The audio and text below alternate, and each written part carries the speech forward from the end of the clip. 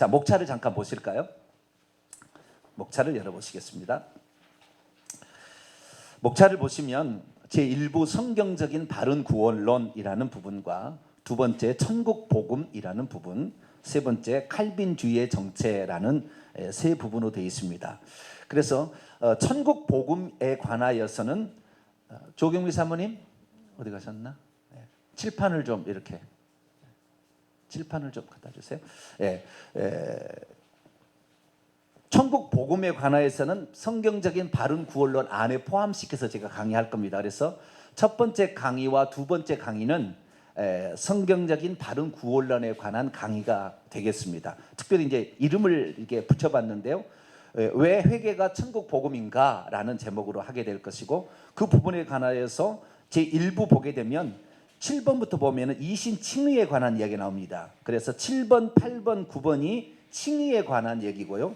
칭의, 이 칭의에 관한 얘기에서 칭의에 관한 얘기하고, 그 다음에 행함으로 얻는 구원에 관하여 요즘 많이 이슈가 되고 있죠. 그래서 12과는 행함으로 얻는 구원이 맞는가, 이 부분에 관하여 이렇게 다루고 있습니다. 그래서 첫째 시간에는 왜 회개와 천국 복음인가를 1시간 강의를 하겠고요. 두 번째는 칭의와 행위 구원에 관하여 성경은 뭐라고 말씀하고 있는 것인가에 관하여 말씀을 드리겠고요. 그 다음에 세 번째 시간 오후에 중간에 가서는 칼빈주의에 있어서, 칼빈주의를 얘기하고 싶지 않아요. 저도 칼빈주의 얘기하고 싶지 않은데, 칼빈주의가 말하고 있는 것이 성경이 가르침과 어긋난 부분들이 있습니다. 다 어긋난 게 아니고 그 중에 일부가 어긋난 부분이 있는데, 이것이 많이 확대되어서 우리로 하여금 한 곳에 시선을 머물게 함으로 성경이 예수님이 말씀하시고자 하는 부분을 못 보게 하는 부분이 있어서, 그래서 칼빈주의를 들고 온 거지, 칼빈이 제가 원수진 것도 아니고 그런 것도 아닙니다. 그래서 그것은 비교하기 위해서 사용한 것일 뿐, 그리고 그 부분에서 어떤 부분을 알게 되면 반대를 알게 되면 진짜가 뭔지를 알 수 있듯이 그런 부분에서 언급을 하고 있습니다. 그래서 칼빈주의 정체에서는 중요한 게 뭐냐면 3번과 4번입니다. 구원은 영원히 보장되고 안전한 것인가? 그렇다 한 데가 있고 안 그렇다 한 데가 있어요. 그 다음에 4번, 구원받을 자는 처음부터 아예 만세전부터 정해져 있는 것인가? 3번, 4번이 아주 중요한 겁니다. 그래서 이 3번, 4번을 중심으로 나머지는 이제 칼빈의 5대 교리를 제가 비교 분석해서 여러분에게 말씀을 드리도록 하겠습니다. 자, 그럼 첫 번째 강의를 좀 시작하도록 하겠습니다.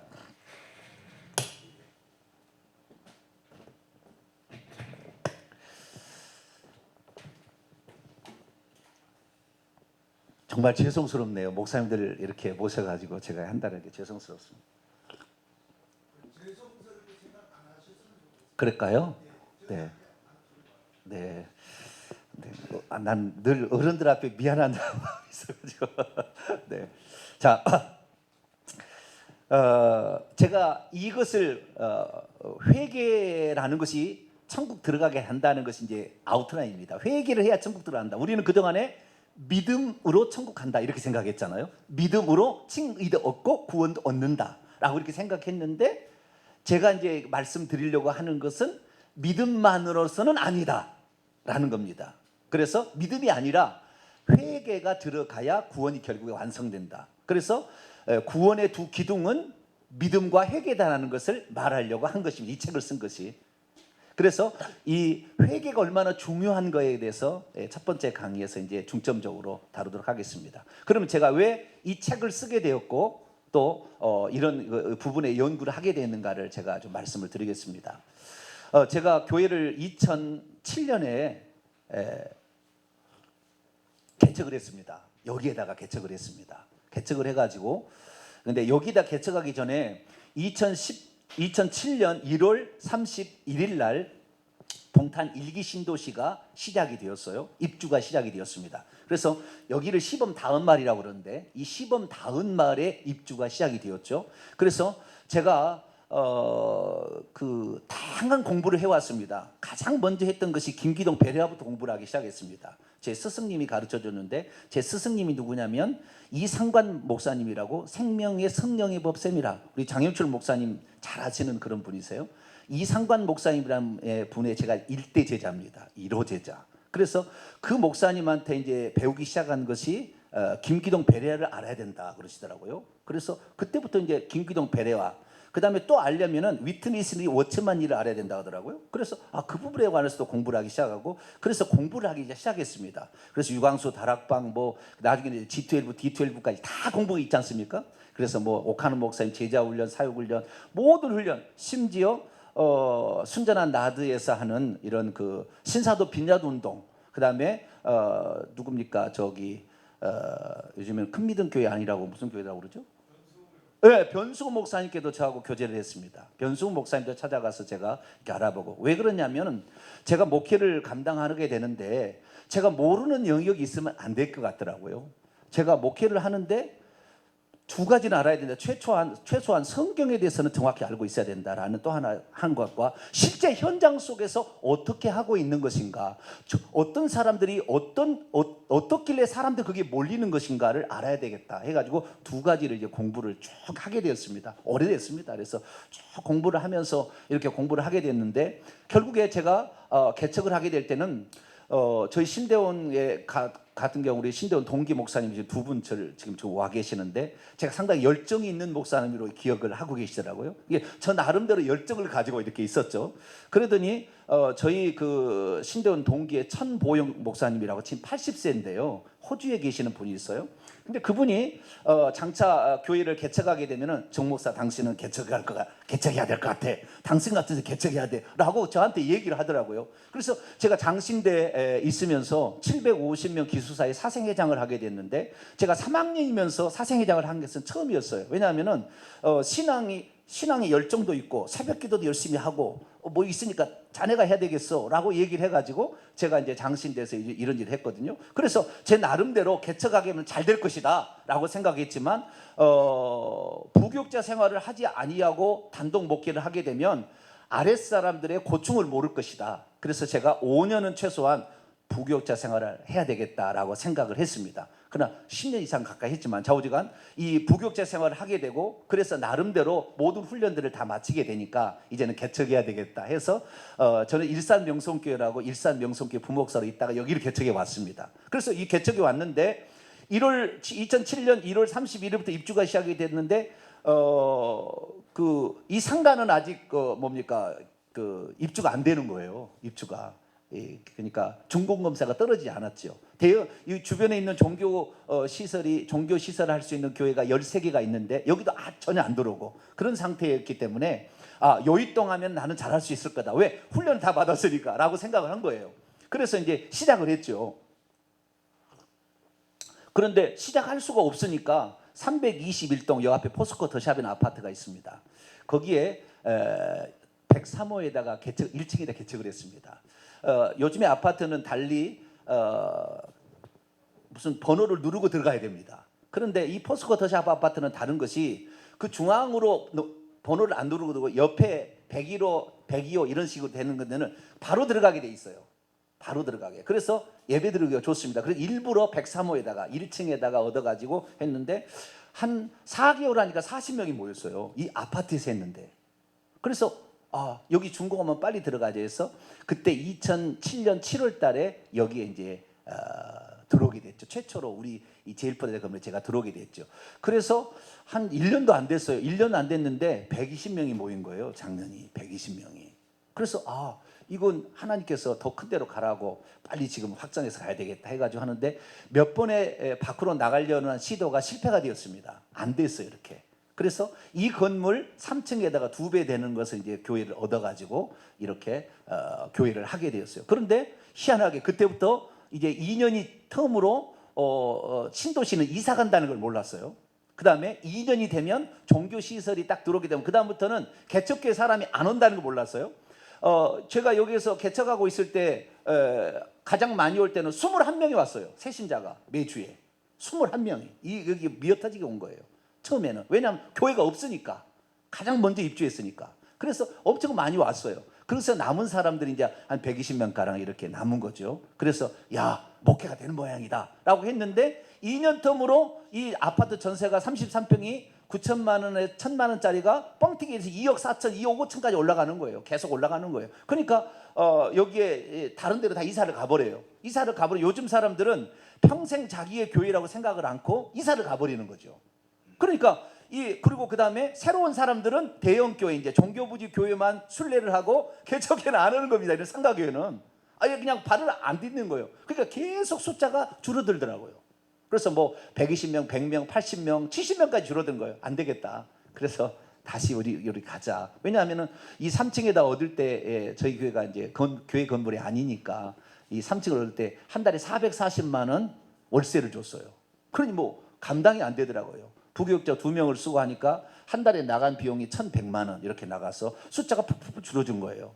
그래서 안 되겠다. 2년 있다가 다시 올라왔습니다. 이곳으로 다시 올라오면서 내가 얼마나 교만했던가, 잘 된다고 이렇게 했던 것이, 그리고 그 다음에 내가 무엇에 있어서 부족했던가. 그때부터 제가 생각한 것이 제 마음 가운데 든 게 뭐냐면, 너만 할 수 있는 걸 해야 되지 않겠냐. 남이 하는 거 쫓아가지 말고 너만 할 수 있는 거, 하나님이 너에게 주신 사명 그것을 감당해야지. 네가 뭐 많은 숫자 불리라고 내가 너를 목사시킨 거 아니고. 그래서 2010년도부터 하나님께서 나에게 주신 은사가 뭔가, 내가 할 수 있는 게 뭔가라는 걸 생각해 봤어요. 저의 그 선배 목사님, 또 저희 친척 목사님 한 분 계시는데, 그분이 나한테 그러는 거예요. 정 목사는 교수를 해야 돼. 교수가 딱 맞아. 왜냐면 제가 국어 국문학을 했습니다만 교직을 이수했고 또 직접 교사를 하려고 몇 번 이렇게 가려던 적도 있었거든요. 그래서 아무래도 제가 교수 쪽이 맞다라는 것으로 이렇게 하고 있었는데, 교수 쪽을 결국에 가지는 못했습니다. 그러나 가르치는 은사가 있다는 것이 분명해졌어요. 가르치는 은사가. 그래, 가르치는 은사 쪽이 있구나라는 생각을 했고, 그 다음에 제가 2단 상담을 한 17년 동안 했습니다. 2단 상담을 인터넷에서 제 나름대로 공부를 한 거지요. 공부를 해가지고 제가 그 컴퓨터에 아주 익숙해져서, 초창기에는 저만큼 컴퓨터 아는 사람이 없더라고요. 컴퓨터 하드웨어, 소프트웨어 관련되어서. 그래서 인터넷 분야도 또 홈페이지 분야도 제가 앞서가서 다 만들어서 한 회사들이 있어요. 그래서 컴퓨터를 통하여서 이런 많은 정보를 제가 접하다 보니까 이 정통이 뭔지를 알아야 되겠다. 이렇게 해가지고 2단 상담을 하다 보니까 조직신학 공부를 많이 하게 된 거예요.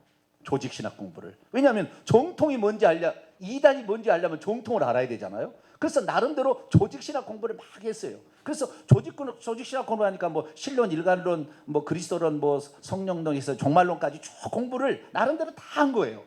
그런 토대가 있었던 거죠. 그래서 혹시 이제 인터넷에 들어와서 이제 제가 했던 설교가 지금 인터넷에 유튜브에 한 1,800여 편 지금 올라가 있습니다. 그래서 조회수가 지금 58만 2천 명 이렇게 돼 있어요. 그리고 일주일에 적어도 2~3명은 전국에서 저에게 상담 옵니다. 그 설교를 들고 상담을 하는 거예요. 그러니까 저는 이제 이 개척교회지만 개척교회에서 할 수 있는 것에 인터넷 분야가 있다는 걸 알고 유튜브를 통해 하다 보니까 캐나다에서, 호주에서도 연락이 옵니다. 지금 호주에서 어떤 청년은 이 지금 책을 영어로 번역해 주고 있습니다. 그래서 영어 번역본으로 내겠다. 목사님 책이 이걸 내주겠다고 하신 분도 있고요. 그래서 이렇게 이 영역이 확대가 됐는데, 제가 잘할 수 있는 게 뭐냐라고 봤을 때는 성경을 많이 봤다는 거예요. 그 다음에 또 하나, 가르치는 은사가 있기 때문에 누구든지 들을 때 쉽게 이해할 수 있겠다라는 생각을 하게 되었습니다. 그래서 내게 주어진 그 은사 쪽에 내가 더 개발을 해서 누군가의 도움을 준다면 하나님께서 나를 부르신 뜻에 합당하게 생활하겠다라는 생각이 들어서 그 방면에 더 공부를 하게 되다 보니까 성경을 많이 하게 됐어요. 성경을. 그런데 어느 정도 제가 성경을 하게 되는 이유 가운데 하나가 뭐냐면, 장신대에 이제 들어가게 되는데, 합격을 하게 되면 겨울에 히브리어 헬라어를 수강을 해야 됩니다. 미리 합격이 되면 히브리어 헬라어를. 그래서 히브리어 헬라어를 딱 하는데 그 순간에 제 마음 가운데 무슨 생각이 드느냐, 예수님께서 말씀하신 것을 내가 직접 알지 못한다고 한다면, 내가 내동 얘기를 하는 것이 아닌 것을 얘기를 해서 성도들로 하여금 진짜가 아닌 그 비슷한 의역되어 있는 것을 얘기해 가지고 잘못 얘기한다면 거짓말을 얘기한 게 아닌가라는 생각이 들더라고요. 그래서 내가 이 기왕 성경을 그 공부하기로 했다고 한다면, 그전에는 조직신학 공부를 해왔다고 한다면 이제는 원문을 공부하자라는 생각을 이제 들게 된 거죠. 특별히 예수님의 말씀은 빨간 글씨로 되어 있는 것은 헬라 원문으로 볼 줄 알아야지, 이걸 볼 줄 모르면 내가 내동 설교한 것이 아닌 걸 설교해버리면 얼마나 황당하겠는가. 야고보서 말씀하셔서 선생된 너희가 더 큰 심판을 받을 줄 알라. 소자 중 하나도 잘못해서 잃어버리게 되면 연자맷돌을 목에 메고 빠져 죽어야 되지 않냐, 이런 말씀들이 있지 않습니까? 그래서 내가 이 성경 말씀을 원문 그대로를 이렇게 공부를 하는 것이 아주 중요하겠구나. 그래서 그때부터 해서 18년 동안 지금 헬라어를 공부를 한 거예요. 그러니까 헬라어를 공부하다 보니까 이 사람이 어떤 얘기를 하는 것이 저건 성경이 아닌 걸 얘기하고 있는데라는 것이 분명하게 보여지게 되었어요. 그래서 제가 조직신학 쪽에 이제 공부를 많이 하고, 그 다음에 그 전에 여러 가지 이제 김기동 베라부터 시작해서 공부 모두 했던 것들을 저는 이제 하나님께서 그 부분이 아니다는 걸 알려줘요. 다 김기동 베라 어디가 틀렸다, 이것을 하나님 지혜를 이제 가르쳐 주셔가지고 이 부분에 관하여 이제 실제적인 사례를 알고 조직신학 공부를 나름대로 이단 연구하면서 해오고, 그다음 제 은사에 따라서 하는데 헬라어 공부를 하다 보니까 성경에 대해서 보는 시각이 열려지기 시작한 거예요. 그런데 왜 그러면은 모든 교회가 요즘에 사회 지탄을 받는가라는 또 의문이 생겼어요. 특별히 2014년도에 제게 커다란 충격적인 일이 있었어요. 그래서 2014년부터 유튜브에 제가 올리기 시작한 겁니다. 2014년에 무슨 일이 있었냐면, 제가 일산 명성교에 있는데 일부 예배 7시 반 예배에 꼭 오시는 장로님이 한 분 계셨어요. 그분의 이름은 성호정 장로님이에요. 성호정 장로님은 송학식품의 CEO입니다. 송학식품 아시죠? 떡볶이 떡국 하는 거 있잖아요. 그 방면에 우리나라의 과거에 1위였어요. 1위. 얼마나 많은 그걸 돈만 벌려고 하는 것이 아니라 그것을 기부를 많이 하시고 정말 외국에까지 이렇게 기부를 하시는. 그런데 어느 날 거기 있으면서 성호정 장로님께서 당신의 그 회사를 소개해 준다고 한번 오시라고 한 적이 있었어요. 그래서 저희 부교육자들 5, 담임 목사 6분 해가지고 송학식품 파주에 있습니다. 그래서 거기 회사를 방문하게 되었어요. 방문하게 됐는데 그 송호정 장로님께서 자기가 쓰는 집무실이라고 데리고 간 거예요. 그런데 그런 CEO면은 빚가번쩍 해야 되지 않겠어요? 그 비서도 두고 그래야 되는데, 아니 들어가 보니까요, 사무실은 일반 그냥 창고 무슨 이런 사무실 같은 데가 있고, 그리고 자기가 세면한다고 씻는다고 해서 그리 가는 데 가 보니까요, 수도꼭지에 물을 트는데 밑에가 바닥에 이렇게 시멘트가 돼 있는 그런 데서 수도꼭지에 물을 틀고 거기서 이빨을 닦는 그 치약 꼬리가 거기 있는 거예요. 와, 이렇게 겸손한 사람이었는가. 제가 충격을 받았어요. 그 정도면 누릴만도 한데, 나중에 그분의 간증을 들어보니까 그분이 정말 어렵게 생활했기 때문에 그 스토리가 있습니다. 그래가지고 자기는 절대 자기가 고생했던 이것을 잊어버리지 않도록 하겠다 해서 일부러 밑에서 하는데도 절대 그렇게 안 하겠다는 거예요. 그렇게 했다는 거예요. 그래서 그렇게 겸손하시고 그렇게 하신 분이 성실하시고, 그 다음에 많은 기부를 하시며 자기의 물질을 자기를 위해 쓰지 않았었거든요. 그런데 어떻게 되었는지 모르지만 정부에서 세금 조사가 들어오기 시작한 거예요. 그 회사를 세금 조사해서 이 사람을 누가 고소를 했는지 뭐는지 잘 모르겠어요. 그래가지고 이제 회사가 엄청 어려움에 처했는데 어느 날 신문에 보니까 그분이 자살했다는 거예요. 그렇게 신앙 좋으시고 그렇게 겸손하시고 예수님의 삶을 사신다고 그렇게 사셨는데 자살을 한 거예요. 내게 너무 충격이었어요. 어찌 이럴 수가 있는 것인가? 어찌 이럴 수가 있는 것인가? 그래서 우리가 잘 알지 않습니까? 많은 죄들이 있는데 자살해가지고는 용서받을 길이 없잖아요. 자살도 일종의 살인인데 자기 자신을 죽이는 건데, 자기 자신을 죽인 죄를 육체가 끊어진 다음에는 용서받을 회개할 기회가 없잖아요. 다른 죄는 내가 남을 죽인 것도 내가 용서받을 수 있죠, 회개하면. 그러나 내가 나를 죽여버린 거에 대해서 내가 죽은 다음에 육체가 깨진 다음에는 회개할 수가 없잖아요. 그래서 자살은 100% 지옥이라는 건데 어떻게 저분이 신앙생활을 했길래 저렇게 했을까? 근데 그분의 유서를 보니까 내가 다 안고 가겠다 그거예요. 그런데 또 2015년에 또 큰 사건이 터졌습니다. 무슨 성완종 리스트라고 막 나왔어요. 여기 바로 옆에가 경남 안어습이거든요. 그 장로님이 지은 거거든요. 이 경남 안어습이 여기 바로 옆에 있습니다. 우리 건물에. 그런데 그 성완종 장로가 또 자살한 거예요. 장로라는 신앙의 모범을 보이고 가장 주님께 근접하고 말씀대로 살려고 한다는 사람이 어떻게 목숨을 끊는 이 자살로 갈 수가 있을까? 어딘가 지금 문제가 돼 있구나.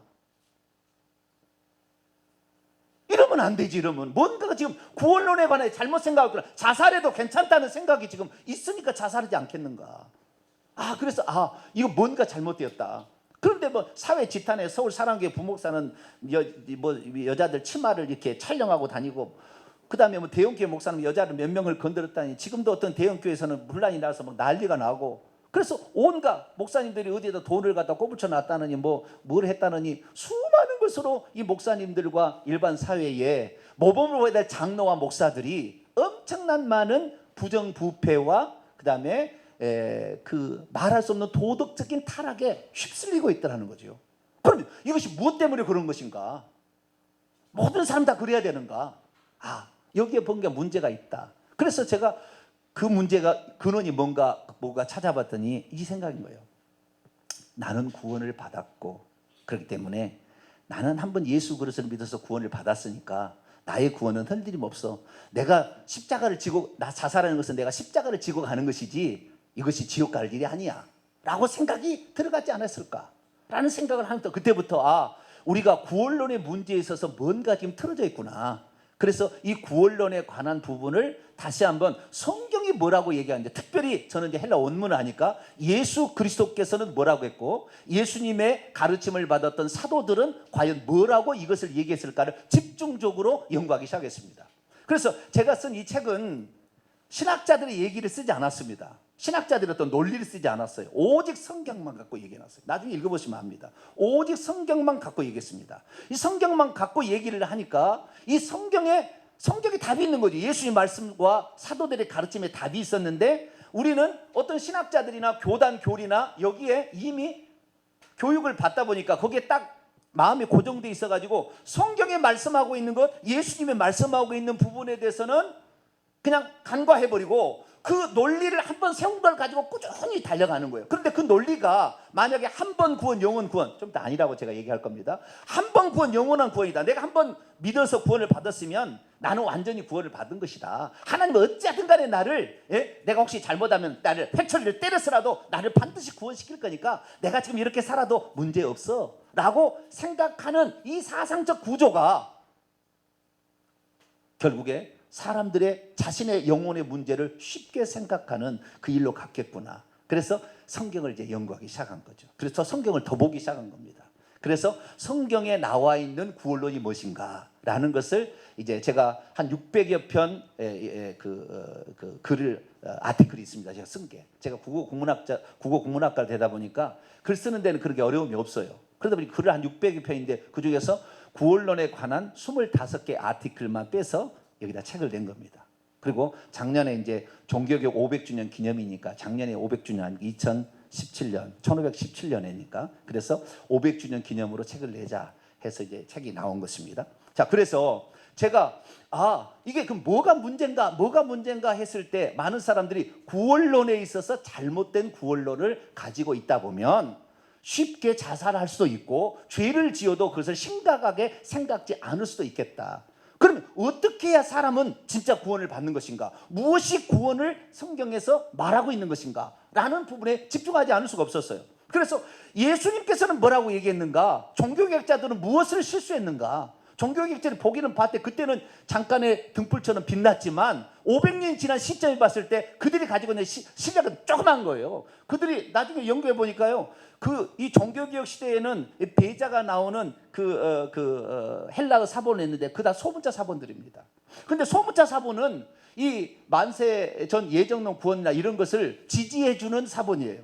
나중에 보니까 이것이 아니에요. 소문자 사본은 변개된 거예요. 대문자 사본에는 그렇게 안 나왔어요. 그래서 종교개혁자들이 시대의 성경을 보는 것은 그때 당시에 볼 수 있는 것은 헬라어 소문자 사본밖에 볼 수밖에 없었는데 헬라어 소문자 사본이 잘못되어 있어요. 많이 어떤 부분들이.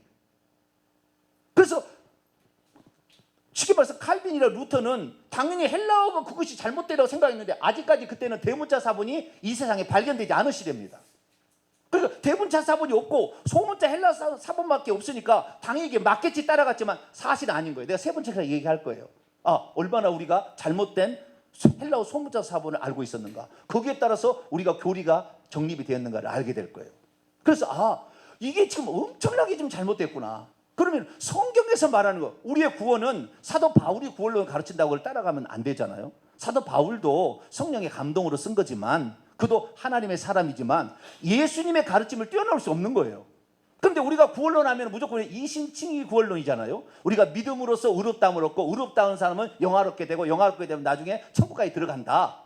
이것이 그냥 이 로마서 8장에 나와 있는 그 어떤 칭의를 받으면 에스컬레이터처럼 당연히 천국까지 들어가는 것처럼 되어버렸어요. 그게 아닌데, 성경은 그게 아닙니다. 그게 아닌데 그렇게 이제 교리화되다 보니까 사람들이 구원을 이미 따놓은 당상으로 생각하고 있었다는 거예요. 그거 아니에요. 그래서 그거 아니다는 것을 이제 얘기를 하기 시작한 거죠. 그래서 하나 둘씩 얘기하는 것이 이제 책으로 이렇게 나온 거게 됩니다. 그러면 예수님께서는 뭐라고 구원을 얘기했을까? 그 부분에 대해서 우리가 이제 살펴봐야 되겠습니다. 자, 1과로 넘어가도록 하겠습니다. 28쪽입니다. 예수님이 가르쳐준 바른 구원이란 무엇인가? 28쪽 둘째 줄 보면 사형리입니다. 사형리. 많은 사람들이 사형리로 하나님은 사랑이시다, 당신은 죄인입니다, 예수 그리스도를 믿으면 죄 용서받고 천국 갑니다, 예수님 영접하십시오, 아멘. 예수님 어디 계십니까? 어디 계십니까? 모르겠는데 하늘에 계시나? 방금 예수님 어디로 들어가고 지금 영접 기도했습니까? 내 마음속에 들어가고 하지 않았어요? 내 마음속에. 그렇구나. 그래서 예수님 어디 계세요? 그 사람은 지금 마음속에 있는지 없는지도 모르겠어요. 근데 좌우지간 예수님 어디 계세요? 그러면 하늘에. 아니 지금 마음속에 들어라고 기도했잖아요 다 하고. 그러면 이제부터는 마음속에 계시다고 해야지. 그렇구나. 그런 거구나. 알겠습니다. 예수님 어디 계세요? 제 마음속에. 한 번 더 묻습니다. 예수님 어디 계세요? 제 마음속에. 그래요. 이제부터는 우리 형제님 자매님 마음속에 예수님이 계십니다. 그런데 예수님이 주인으로 치환되기 전까지는 예수님이 마음의 중심에 안 계십니다. 그런데 그 말로 사형리의 이 전도법으로 말미암아 속는 거예요. 속아. 쉽게 말해서 이 값싼 구원에 속는 거예요. 그거 아니에요. 주인이 바뀌어야 됩니다. 로마서 10장 9절에 만일 내가 예수로 주로 시인하며 라는 말 있지 않습니까? 그를 죽은 자 가운데 살리신 것을 내 마음에 믿어야 구원 얻는다고 그러잖아요. 주로 시인한다는 것은 뭐냐면 로마 그 시대에 예수님을 주로 시인하면 당장 뭐가 죽이는 겁니다. 화형시키는 것입니다. 그냥 사자밥이 되게 하는 거예요. 왜? 그때 당시에 이 네로 황제나 도미시안 황제 때는 예수님을 주로 시인하면 죽여버렸어요. 누가요? 네로 황제와 도미시안 황제가 자기를 나의 주 나의 하나님이라고 그렇게 부르라고 했습니다. 신격화 시켰어요. 그래서 가장 미운 게 뭐냐면 기독교인들만은 그렇게 안 하는 거예요. 고백을. 왜? 기독교인들은 나의 주 나의 하나님은 요한복음 20장 28절에 도마가 이르기를 나의 주 나의 하나님이다. 그래서 기독교인들은 예수님에게만 나의 주 나의 하나님을 붙이는데 기독교인들을 안 하는 거예요. 그러니까 미운 거예요. 그래서 다 죽인 거예요. 그래서 300년 동안에 이 로마 황제들이 기독교인을 그렇게 핍박한 거예요. 왜? 기독교인들만 그렇게 안 하는 거예요. 그러면 기독교 그때 당시에 오늘날에는 내가 예수 그리스도를 주로 시인하고 뭐 죽은 자 가운데 믿는데 누구 죽일 사람도 없고 뭐 핍박할 사람도 없지만 그때 예수님 나의 주님이다 하면 그 순간에 그냥 죽임당하는 시기예요. 그러니까 목숨 걸고 신앙을 고백하는 그 환경적 요인을 빼버리고 너는 지금 예수를 주로 시나 아멘. 주님 뭔데요? 주인이야. 알았어요. 주인 아멘. 그렇다고 되는 게 아니에요. 안 바뀐 거야지. 그런데 우리가 그런 어떤 말로 계속 구원의 확신을 심어주는 거죠. 구원을 받았다. 안 받은 것 같은데. 아니 구원을 받았다니까. 그리고 요한복음 5장 24절 나를 보내신 이를 믿는 자는 영생을 가졌나니 영생을 얻었고 바로 영생을 얻었다고 했지 않냐. 에베소 2장 8절 은혜로 말미암아 너희가 구원을 받았나. 구원을 받았다 하지 않냐. 뭔 소리야. 구원을 받은 거야. 막 그렇게 하니까 이게 전부 원문에 다 틀린 겁니다. 이거 번역이 잘못된 겁니다. 그런데 그 말씀을 성경에 있는 개역성경 우리 한국 말씀을 막 얘기하니까 맞겠지. 성경 말씀이 틀릴 일은 없어. 내가 잘못됐으면 잘못됐지 라고 생각하고 마음을 고쳐먹은 죠. 쉽게 말해서 제가 80년도에 그 중반에 대학을 들어갔는데 그때 그 주사파 교육이 한참 진행된 시절이었어요. 그때 저희 선배가 제 1년 선배가 제 과 선배가 그때 당시에는 이제 데모를 막 하는 그런 시절 아닙니까? 체류탄 쏘고 막. 그런데 그 선배가 제가 이제 대학을 들어갔을 때 가장 신비했던 것이 풍물놀이, 사물놀이 하는 게 있더라고요. 그래서 저것도 좀 배워보면 좋겠다. 그리고 들어갔더니 그것이 그 세뇌 교육하는 주사파 그 무리들의 그 모임이었어요. 그리고 제가 그걸 모르고 들어갔어요. 그래가지고 거기에서 마당극도 하고 제가요 마당극에 뭐 주연도 하고 막 그랬어요. 그 사회교육대학을 거기에 들어가서 다 하고 이렇게 했어요. 그런데 매일마다 이 그 대학 뒤편에 가면 막걸리 집 있잖아요. 그래 가서 이제 그 학술 공부를 이제 커리큘럼 철학 에세이 현실 의식의 논리 뭐쭉 이런 커리큘럼이 있습니다. 전태일 무슨 그다음에 뭐 5.18 쭉 커리큘럼이 있어요. 그리고 그 커리큘럼 이제 공부를 해 나가는 거예요. 근데 저는 뭐 예수님 믿으니까 술 안 먹었어요. 저는 끝까지 술 안 먹었어요. 나는 술 안 먹습니다. 그러죠. 하는데 할 때마다 싸우는 거예요. 할 때마다 그하고 나하고 할 때마다 싸우는 거예요. 이 1년을 그 선배가 나를 가르치더니 너는 너 갈 길 가야 될 것 같다. 그래서 제가 1학년만 그 지하 서클에 들어가서 그 주사파 교육을 받고 2학년 때 나왔습니다. 그리고 기독교 서클에 제가 들어가게 됐어요. 그때 세뇌를 받는데 제가 1년 동안 했는데 저하고 같이 받은 사람들이 다 거기에 사우디간 거물들이 됐어요. 저하고 받은 사람 다만 거기서 나왔죠. 저를 가르치는 그 스승은 1년 선배님, 그 1년 스승이 대학교 총학생장 회장이 되더니 나중에 다 국회의원까지 다 하시더라고요. 즉 국회의원 이제는 좀 밀려났습니다만 어쨌든 그 일을 감당해서 그때 세례를 시키려고 했는데 아닌 것을 계속 할 때 나는 아닌 것은 아니다고 했거든요. 그런데 많은 사람들이 세뇌를 받으면 세뇌가 돼버려요. 그래서 교회 다니는 사람도 이 마음에 있어. 그러면 아멘. 그리고 이미 마음에 있는 사람을 믿으면 구원을 받는다고 했지 않냐? 구원을 받았어. 그러면 아닌 것 같은데, 그래 받은 거야. 그렇게 자꾸 하다 보니까 나중에는 받은 걸로 착각하는 거죠. 이제 몇 번 그러면 그러는 거예요. 그것이 나만 그러면 안 되는데요. 세 사람만 똑같이 반응하면 맞다고 생각하는 것이 사람의 심리랍니다. 세 사람만 똑같이 자기와 똑같은 경우가 맞다 그러면 그다음부터 맞는 갭이요 이렇게 간다는 거예요. 그래서 구원의 확신을 구원으로 착각한 거예요. 이제 이거 아니다. 그래서 성경이 그러면 뭐라고 얘기하느냐를 찾아보기 시작한 거죠. 그랬더니 성경은 딱 얘기했어요. 구원을 믿음으로만 얻는다고 얘기하지 않은 거예요. 믿음으로는 칭의를 얻는다는 말은 나와요. 그럼 믿음으로 구원한다는 말은 없어요. 믿음으로 영생을 얻는다까지 나와요. 그럼 믿음으로 천국 간다는 말은 없습니다. 성경에. 그래서 우리가 구원 얻는다는 말과 천국 들어간다는 말의 개념이 다르다는 것을 이제 알기 시작한 거죠. 이 구원 얻는 것과 천국 가는 것이 다르구나. 구원 얻는 것은 이 땅에서부터 구원 얻는 것도 구원 얻는 거다 얘기를 하는 거죠. 그래서 이것을 점차적으로 이제 살펴보게 된 거죠. 그러면 사람이 어떻게 구원을 받는 것이냐? 우리 종교개혁의 후예들은 전부 오직 믿음으로 얻는다 이렇게 지금 돼 있습니다. 오직 믿음. 그러나 성경에는 단 한 번도 오직 only faith가 없습니다. 오직 믿음이라는 말이 없어요. 성경에는 그게 안 나옵니다. 그러나 알라, 그러나 믿음, 대믿음 이렇게 돼 있어요. 그런데 믿음이지 오직 믿음이라는 건 존재하지 않아요. 오직 믿음이라는 것은 루터가 만들어낸 아이템이에요. 루터가 전에는 그런 말이 없었어요. 그런데 루터가 그걸 만들어낸 거예요. 5가지 오직 있지 않습니까? 오직 믿음, 오직 은혜, 오직 그리스도, 오직 또 뭐죠? 성경, 그 다음에 오직 하나님께 영광. 이 5가지인데 우리에게 알려진 것은 나중에는 없어지고 오직 믿음만 남은 거예요. 왜냐하면 뭔가 하나 강조되려면 어떤 한 것만 강조가 되는 거거든요. 그래서 우리의 뇌리 속에는 오직 믿음이면 그냥 구원 얻는다, 구원 얻는다, 천국 간다까지 돼버렸어요. 그런데 성경은 그렇게 얘기하지 않아요. 그래서 이 구원의 개념을 알 때 구원이란 게 뭐냐라는 개념을 알아야 되는데 구원은 육신의 구원도 구원이라고 그래요. 육신이 구원받는 거. 이 육신의 구원은 질병에서 치료받을 때 예를 들어서 혈루증을 앓는 여인 있지 않습니까? 네 믿음이 너를 구원하였다. 그렇게 나옵니다. 정확히는 소조라는 헬라가 나옵니다.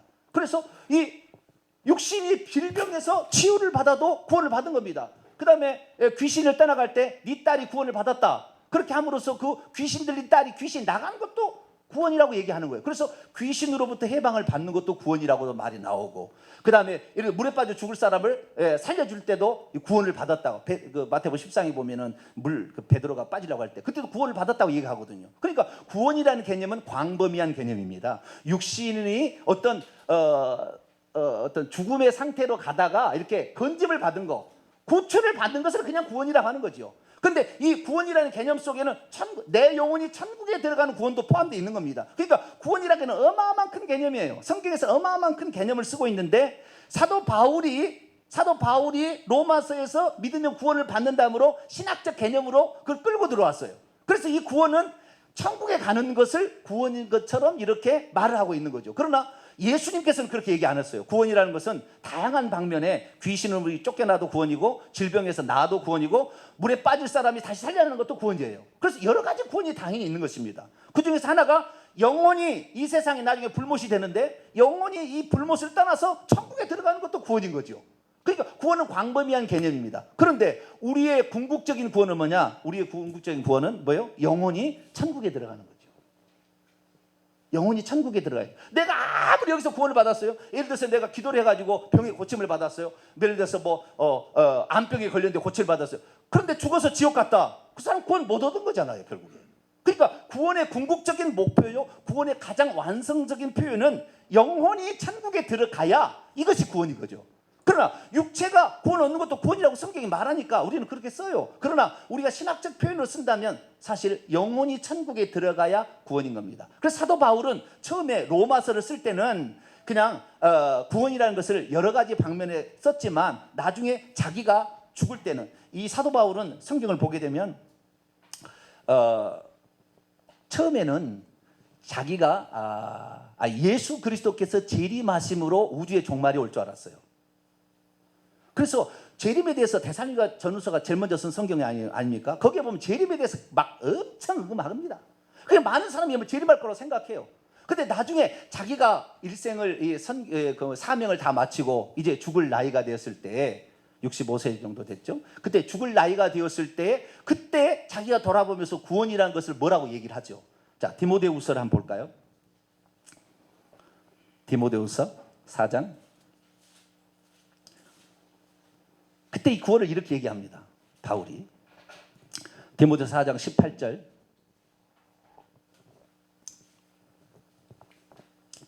디모데후서 4장 18절 같이 읽어보시죠. 시작. 주께서 나를 모든 악한 일에서 건져내시고 또 그의 천국에 들어가도록 구원하시리니 그에게 영광의 세세 무궁토로 있을지어다. 천국에 자신이 이 악한 일로부터 건짐을 받고 그 다음에 천국에 들어가는 것이 구원이다라고 구원론을 바꿉니다. 다시 말해서 예수님이 재림하심으로 구원이 이루어진 것이 아니라 내가 천국에 들어감으로 구원이 이루어진다는 걸 알게 되는 거죠. 그래서 주님의 재림은 지연될 걸 알았어요. 나중에는. 처음에는 자기 때 올 줄 알았어요. 그래서 시집도 가지 마라. 처녀들 시집 보내지 말아야지. 시집 보내지 마라.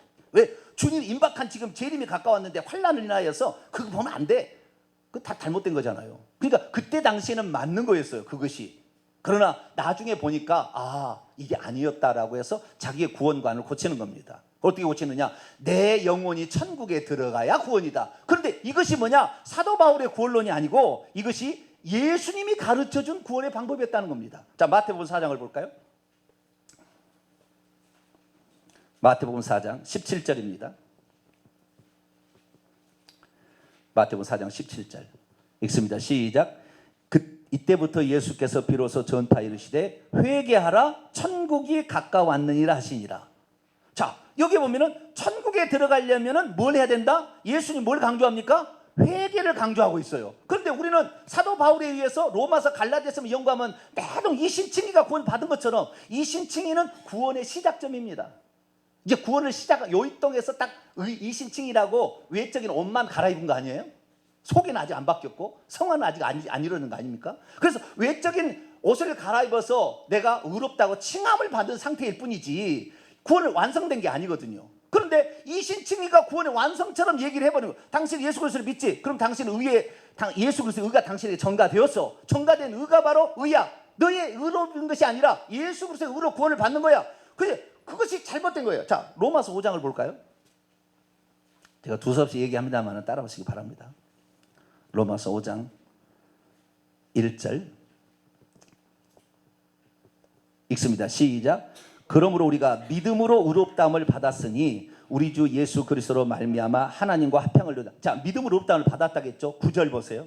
이 9절이 충격적입니다. 구절이 안 보여요. 보통 사람들은 칭의만 늘 강조하면은 구절이 절대 안 보이게 돼 있어요. 자, 구절 읽습니다. 시작. 그러면 우리가 이제 그의 피로 말미암아 의롭다함을 받았으니 더욱 그분으로 말미암아 진노하심에서 구원을 받을 것이라. 자, 의롭다함을 받은 것이 구원이 아니라는가요? 의롭다함을 받은 거예요. 그래, 맞아요. 의롭다함은 구원의 시작입니다. 완성은 아니에요. 이제 시작했어요. 그럼 앞으로 하나님의 그 진노하심에서 구원을 얻기까지 힘써 달려갈 일이 남은 것입니다. 이 이스라엘 백성의 여정을 보게 된다고 한다면 이 구원의 여정이 잘 나와 있어요. 구원의 여정이 잘 나왔는데 우리가 잘 알죠. 뭐 잘 아시니까 잘 아시는데 제가 워낙 다혈질이다 보니까 큰 소리에도 다 이해해 주시고 이렇게 하시기 바랍니다. 그냥 정리하신다 이렇게 생각하시면 됩니다. 이스라엘 백성의 구원의 여정을 보게 되면 이스라엘 백성이 이제 애굽에서 출애굽할 때 유월절을 경험하지 않습니까? 유월절 어린 양 유월절을 잡고요. 그 다음에 홍해를 건너잖아요. 홍해 도강. 그 다음에 광야 생활하잖아요. 광야에서 생수 여기 출발할 때부터 구름 기둥 불기둥입니다. 구름 기둥 불기둥은 그때부터 나타납니다. 불기둥 나타나고 홍해를 통하고 광야에 들어가서 구름 기둥 불기둥의 안내를 받고 만나를 먹고 그 다음에 생수를 마시죠. 그렇죠? 그다음에 여기서 율법도 받죠. 성막도 짓죠. 뭐 이렇게 합니다. 이러다가 그 다음에 광야에 들어가서 요단강을 건너서 요단강 건너서 그 다음에 가나안 땅에 들어가는 겁니다. 가나안 땅이 이제 천국이지 않습니까? 요단강 건너가 만날이.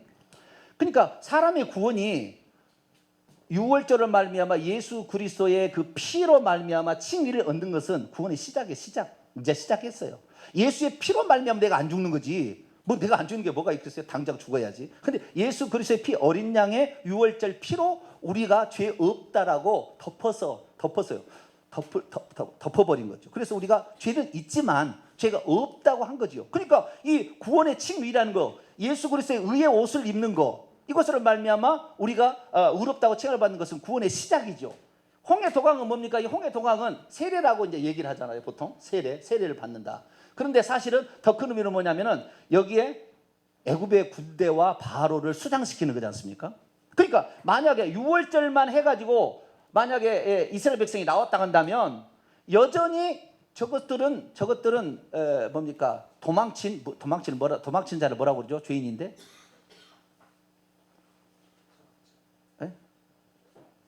죄인인데 도망쳤어요. 자유인이 아니죠. 그 뭐라고 해야 되나 그것을? 여전히 애굽 백성이 여전히 그 바로 식민지 그 백성이에요. 자기가 나오긴 나왔지만 아직 애굽에서 완전히 나가지 않은 거예요. 근데 나가려고 하는데 하나님 돌이켰죠. 나가려고 하는데 다시 돌아오라고 했어요. 왜? 일부러 바로가 쫓아오라고. 그래서 이 마귀로부터 만약에 이 애굽 왕과 바로는 세상과 마귀를 상징하는데 이 세상으로부터 탈출을 해왔지만 마귀가 현재 계속 살아있으면 이 사람은 언젠가 다시 죽을 수가 있어요. 그래서 마귀와 그 바로의 군대를 없애기 위해서 홍해 도강으로 데려온 거거든요. 그러니까 진정 자유인이 되려면 여기 자유인이 아니면 도망자죠. 도망자. 홍해 도강을 안 건넜을 때 애굽의 군대가 안 죽었더라면 영원토록 죄인이에요. 영원토록 도망자예요. 도망자. 그런데 바로를 여기서 바로의 문제를 해결함으로 말미암아 도망자에서 자유인이 되게 하죠. 그때부터 누가 죽이러 올 수가 없었던 거죠. 그래서 자유인이 됩니다. 그런데 이 광야가 바로 교회 생활이죠. 교회 생활에서 우리가 만나라는 말씀을 먹고 생수 성령 구름기둥 부르는 성령의 인도하심 이런 걸 통하여 우리가 광야 생활을 해서 결국에 요단강을 건너 육체가 죽어서 천국의 가나안 땅에 들어간 거죠. 그러니까 구원은 뭐냐? 내 영혼이 천국 들어가는 것은 가나안 땅에 들어가는 것을 말하는 거죠. 근데 이 신칭이 믿음으로써 의롭다함을 얻는 것을 구원이라고 해버리니까 다 한 번 이렇게 눈이 한번 휩쓸리면은 절대 로마서 아까 뭡니까? 5장 9절을 절대 못 보는 거예요. 그런 말이 있는지도 몰라. 에이 그런 말이 어디 있어. 그냥 믿음은 다 끝난 거예요. 다 에스컬레이터 그냥 끝났어 이렇게 돼버린 거예요. 근데 그게 아니라는 것입니다. 그래서 우리가 구원에 관하여 우리가 그동안에 알고 있는 개념들을 성경에 있는 그대로 예를 들어서 문자 그대로 헬라어 그대로 예수님 말씀 그대로 따라가는 게 좋겠다. 그럼 예수님께서 정확히 뭐라고 했느냐? 마가복음 1장 15절에 정확히 얘기했습니다. 어떻게 구원 얻는가? 자, 마가복음 1장 15절입니다.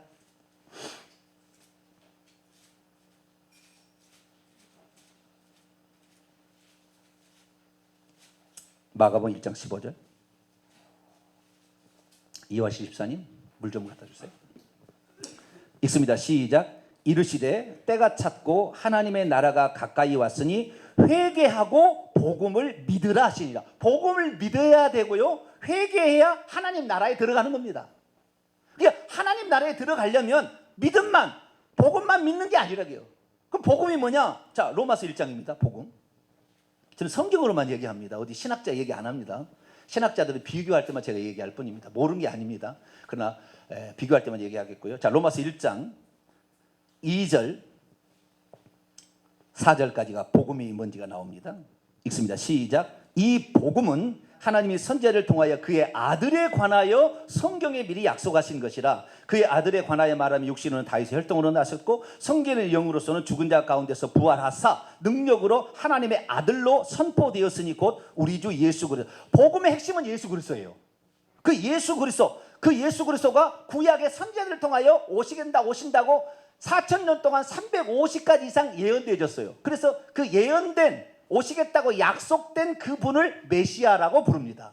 그리스도라고 부른 거죠. 그러니까 예수님은 구약 성경에 약속된 대로 오신 바로 그분이다 라는, 메시아라는 의미과, 그 다음에 4절에 하나님의 아들이시다, 이 두 가지, 그리스도의 신분과 그 다음에 그분이 하신 일, 누구시고 무슨 일을 하셨는가, 이 두 가지가 복음의 핵심입니다. 그래서 예수님이 누구시고 예수님이 무슨 일을 하셨는가, 이 두 가지가 복음의 핵심이에요. 이걸 믿어야 결국에 믿음이라는 한 파트가 성립이 되는 것이고, 이 믿음에다가 뭐요? 회개라는 파트가 하나 있다는 거예요. 그러면 이 믿음이라는 믿음에서 복음이라는 파트, 이것은 예수 그리스도가 핵심이고, 그 다음에 우리가 이제 회개를 해야 되는데, 이제 회개가 중요성이 이제부터 나옵니다. 보세요. 우리가 구원 얻기 위해서 해야 될 일은 아무것도 없습니다.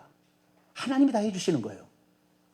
예수 그리스도가 다 해주시는 거지, 우리가 뭐 노력한다고, 선행이다고, 뭐 우리가 무슨 기부를 많이 했다고, 우리가 무슨 금식했다고, 천부당 만부당 얘기예요. 예수 그리스도 없이는 구원 없습니다. 천하 인간의 구원 얻을 만한 다른 일을 우리에게 주신 일이 없습니다. 내가 길이요 진리요 생명이 나로 말미암지 아버지가 올 자가 없다. 그래, 예수 그리스도 이외에 구원은 없습니다. 그래서 예수 그리스도께서 구원을 위해서 해주는데, 이것은 주님이 하셔야 될 일이 있고 내가 해야 될 일인데, 주님이 하실 일은 우리가 구원 얻도록 하기 위해서 하나님만이 사람으로 오셔서 하셔야 될 부분이 있었어요. 이것은 우리가 노력한다고 해서 절대 될 일이 아니에요. 오직 전능자 하나님이 오셔가지고 아들로 오셔서 할 그 부분이 있었던 거죠. 그것은 속죄사역입니다. 우리의 죄값을 대신 담당하는 일을 하신 거죠. 그래서 세상 죄를 지고 하는 어린 양으로 오셔서 속죄 사역을 감당하신 것이 예수 그리스도. 그래서 이것은 뭐냐? 이것이 곧 구원은 아니에요. 예수 그리스도께서 십자가에 피 흘려 죽으셨다, 3일 만에 살아났다, 이것이 구원은 아닙니다. 왜냐하면 그것은 내가 구원을 받게 한 자격을 얻게 해주는 수단이었지, 이것 자체가 구원이야. 만약에 그것이 구원이었다면 모든 사람이 다 구원받아야지. 예수님은 모든 사람을 위해서 죽었으니까 다 구원받아야지. 그렇지 않잖아요. 그러니까 예수님이 십자가에 죽기는 죽었으나 그것이 내게 효력이 미치게 하려면 해야 되는 게 있다는 거예요. 해야 되는 게. 복음의 핵심은 예수 그리스도예요. 그분이 우리의 구원을 위해서 모든 일을 다 하셨어요. 구약에 예언된 것을 다 이루시고, 다 그분이 죽으시고, 그분이 모든 일을 다 하셨어요. 그분만이 하실 수 있는 일을 하신 거예요. 그럼 우리는 뭐냐? 그분이 하신 일을 믿는 거. 이 믿는 것은 그래도 은혜로 말미암아 믿어지게 되겠죠. 그렇지만 믿는 것이 있고, 무엇보다도 우리의 책임이 강한 것은 회개할 책임이 있어요. 자, 예수 그리스도께서 아무리 십자가의 유월절 양으로서 죽었다 할지라도 받아들이지 않으면 무효입니다. 믿지 않으면. 그것을 나하고 상관없어. 예수는 서양 종교의 창시자야. 무슨 소리야? 우리는 당군을 믿어야지. 당군을. 왜 저기 서양 종교를 믿어? 우리 대종교를 믿어야지. 이렇게 한 사람도 있다고요. 자기 나름대로 이제 판단이 있습니다.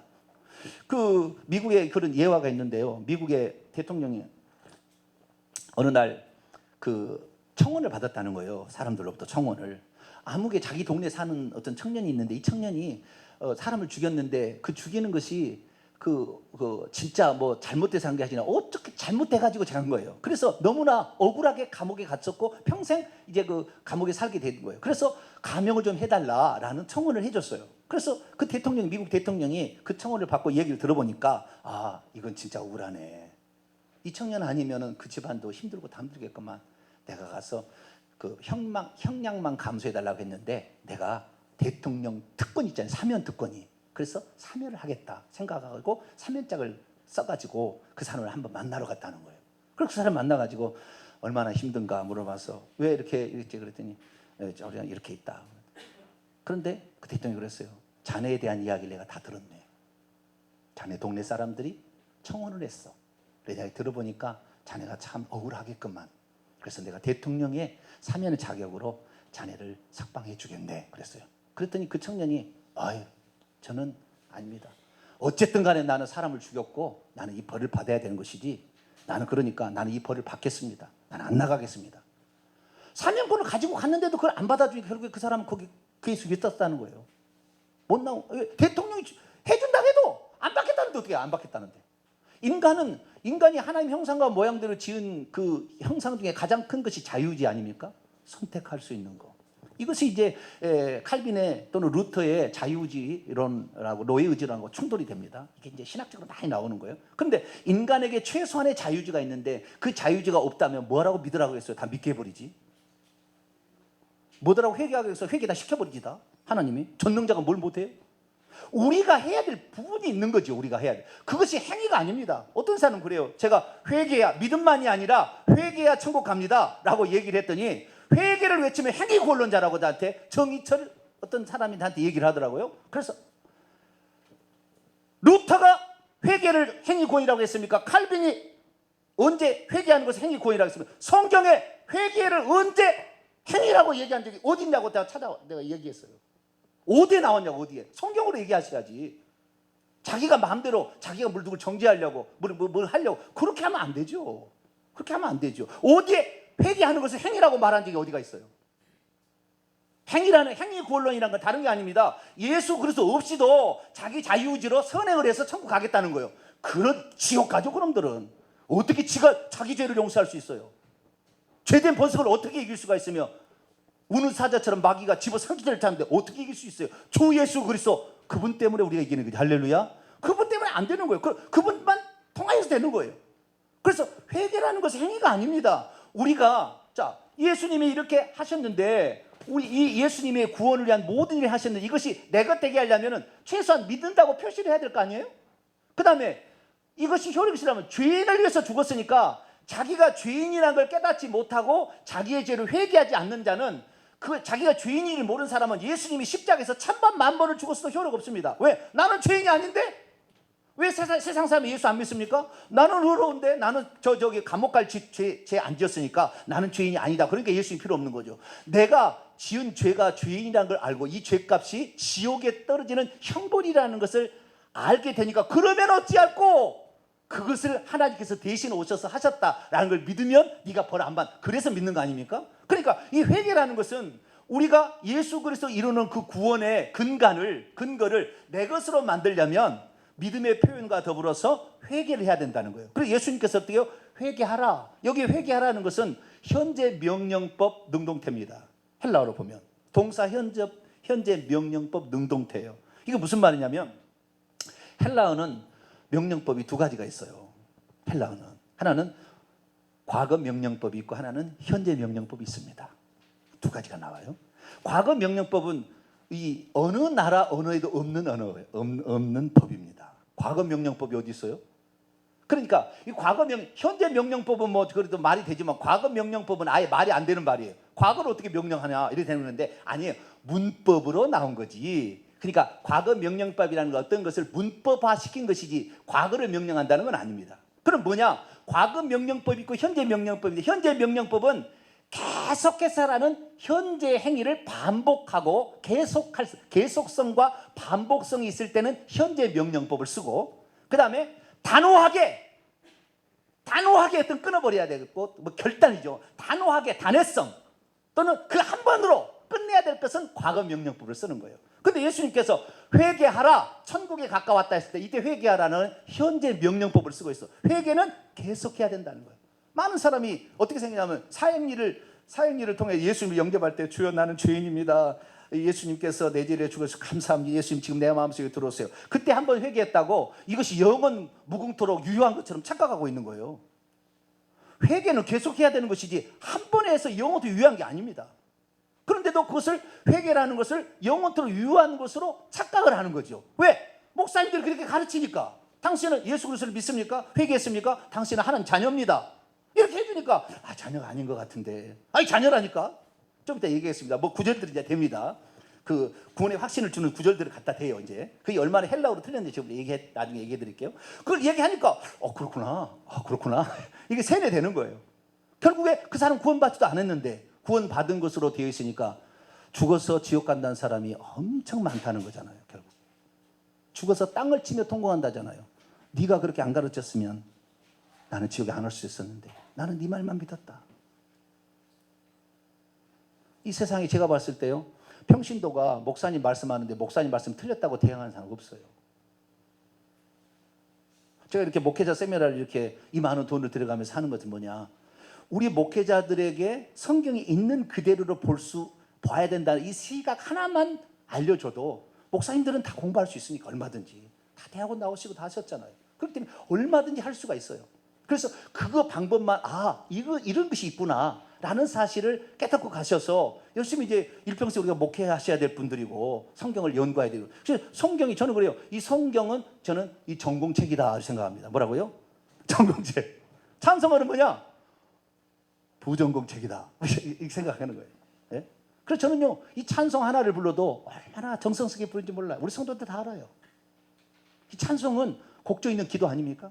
그래서 찬송 하나를 불러도 주님을 정말 주님께서 나에게 베푼 은혜의 그 감동의 마음으로 이 찬송을 하려고 합니다. 하나를 해도. 그래서 우리가 최소한 이 전공책을 우리에게 주셨는데 이 전공책은 박사가 되지 않겠어요? 최소 이 성경책이 제대로 알고 이해해야지 엉뚱하게 이해하면 안 되지 않습니까? 그래서 성경책을 보다 보니까 예수님이 사도 바울이 우리를 구원으로 끌고 간 게 아니라 예수님이 끌고 가는 거예요. 예수님이.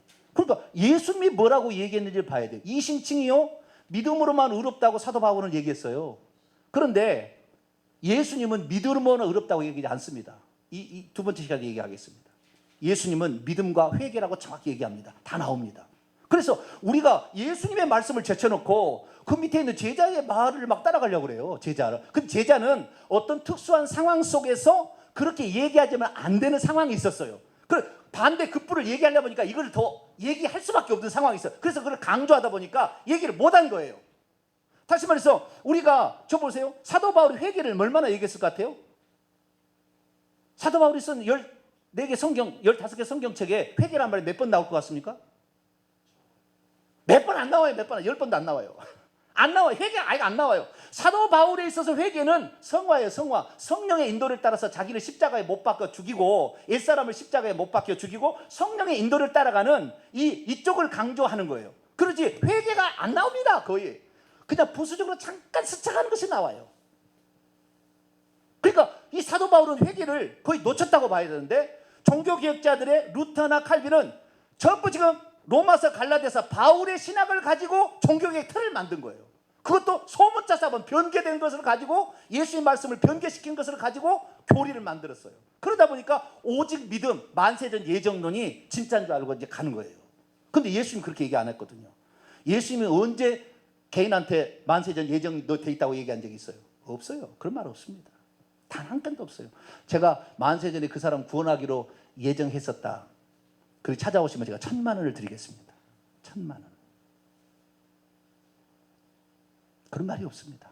그래서 우리가 예수님이 가르쳐준 바른 구원론, 그것은 믿음, 하나님이 다 하셨어요. 우리가 할 일이 없어요. 우리가 한다고 할 일이 아닙니다. 하나님 다 하신 것을 우리가 수용하는 거. 쉽게 표현하겠습니다. 내가 배가 고픕니다. 물이라고 합시다. 내가 목이 마릅니다. 목이 마른데 여기에 물을 마시면 내가 목의 갈증이 해결된다고 내가 알죠. 그래서 물을 따놔놨어요. 물을 먹어라. 그런데 물을 먹으면은 해결될지 알아도 물을 먹지 않는 한 아직 해결이 안 된 것입니다.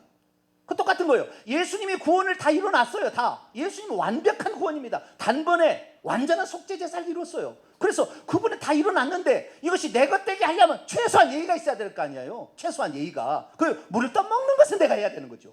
근데 물을 떠먹는 것조차도 다 하나님 해주시니까 가만히 있어라. 이것이 만세전 예정론 아닙니까? 하나님이 회개도 시킬 것이고 하나님이 다 믿게도 하실 것이고 다 하나님이 하신다. 그러면 하나님 다 구원해야지. 왜 다 구원하지 않습니까? 그런 거 아니잖아요. 그러니까 최소한의 우리가 해야 될 게 있다는 거죠. 믿는 데 있어도 우리가 그 믿음을 지키기 위해서 때로는 그 믿음을 지키다가 죽음이 온다 할지라도 끝까지 예수 그리스도만 나의 주 나의 하나님이라고 그 믿음을 인내하는 믿음도 있어야 되는 거. 할렐루야. 그 있어야 되는 것이고, 그 다음에 이 회개 내가 해야죠. 내가 해야죠. 그 회개의 대표적인 이 사례, 그거 얘기하고 오늘 첫 시간을 마치도록 하겠습니다. 사복음서 예수님의 말씀이 아주 중요한데요. 그 중에서 회개를 강조하는 복음서는 누가복음서입니다. 누가복음서를 회개복음서라고 얘기해도 됩니다. 왜냐하면 회개가 엄청 많이 나와요. 첫째, 누가복음 5장에 베드로가 물고기 기적을 통해서 주여 나는 죄인으로서 나를 떠났소. 이게 누가복음 5장에 나와요. 그다음 누가복음 15장에 보면 돌아온 탕자가 회개하는, 돌아온 탕자만 아니다마는 그 두 개도 있습니다만 돌아온 탕자가 회개의 중심으로 나와요.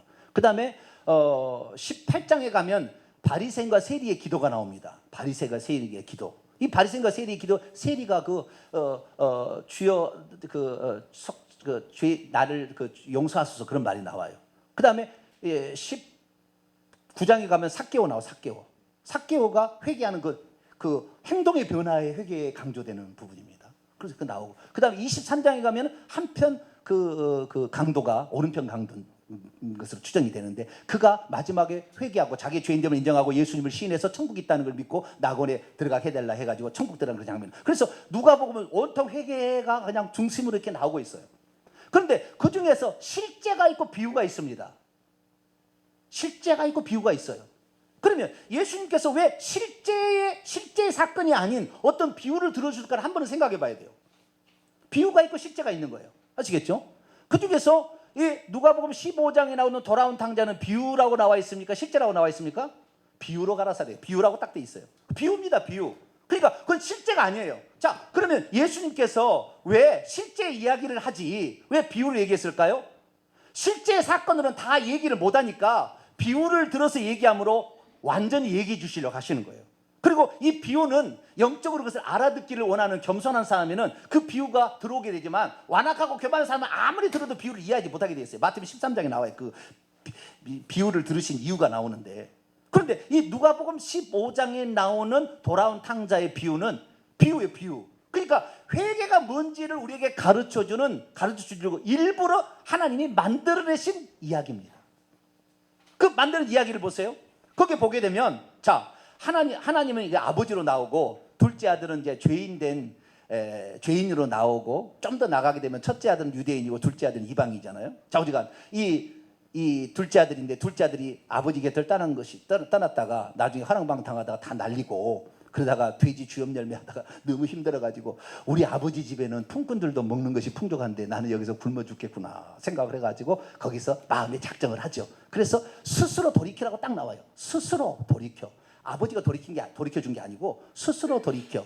내가 하늘과 아버지께 죄를 지었사오니 아버지의 아들이라 일컬음을 감당치 못하겠나이다. 나를 품꾼의 하나로 보소서라고 거기서 이렇게 하리라 마음을 먹어요. 그리고 돌이켜서 갑니다. 이 돌이켜 가는 것이 회개의 이제예요. 좀 이따 회개 다 내겠습니다. 회개인데 이 돌이켜 가가지고 말을 하는 거죠. 내가 하늘과 아버지께 죄를 지어, 자기 죄인이고 신한 거죠. 죄를 지었사오니 나를 아버지의 아들이야 일컬음을 감당. 나는 이제는 당신이 그냥 그 자격이 없는 사람입니다. 이렇게 얘기했을 때 품꾼의 하나로 보소서 하려고 하는데 아버지가 못하게 해버렸어요. 그냥.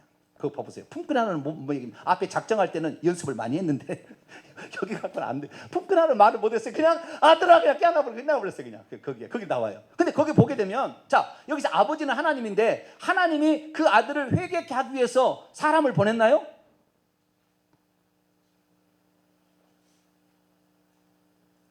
다 아버지가 다 회개할 수 있도록 아들을 회개할 수 있도록 뭐 해줬나요? 한 거 없어요.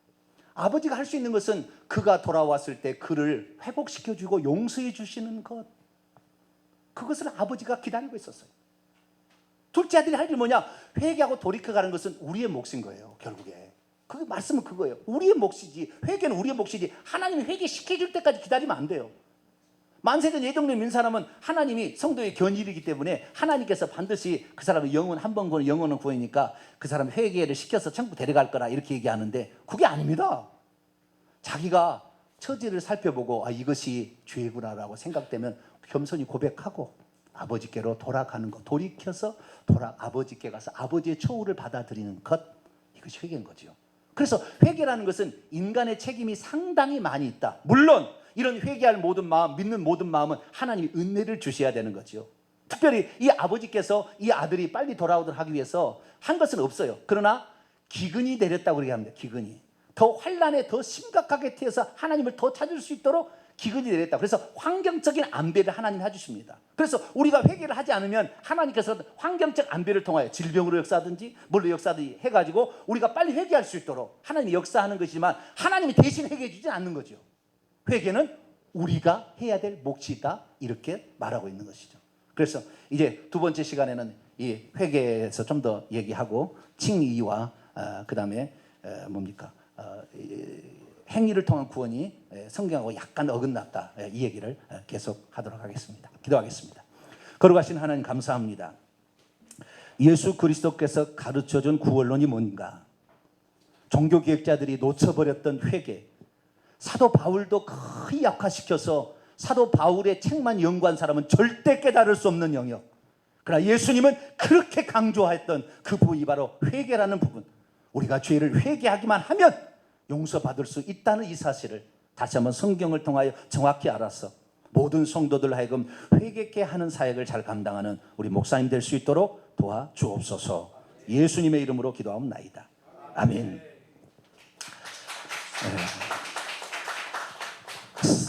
서론만 한 것 같습니다. 왔다 갔다 했습니다만은 두 번째 시간에 좀 더 자세히 들어가도록 하겠습니다.